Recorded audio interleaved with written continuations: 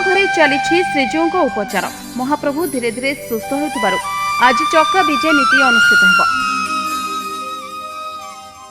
अन्यपटे श्री विग्रह संपूर्ण सुस्थता राजवैद्यों द्वारा प्रस्तुत 10 मूल मोदक श्रीमंदिर गारद को हस्तांतर करा। राजवैद्य माने 10 प्रकार चेरमूली प्रस्तुत करिसेंती 10 मूल मोदक। अत्यंत शुद्ध पुत्त भावे एही औषध को प्रस्तुत करा जायछि। शालपर्णी, बेल, गोखरा, गंभारी, फणफणा, कृष्णपर्णी, कृष्णचूड़ा, लवंग, देशी घी, महू, नबात, खुआ आदि विभिन्न द्रव्य को मिसा जाई एही औषध प्रस्तुत होइछि।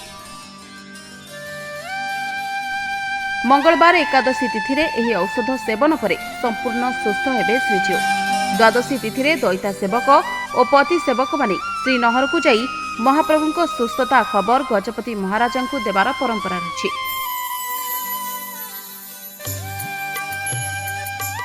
अन्यपटे रथयात्रा पाखे आसुथिबारु जोरसोर रे रथ काम चली।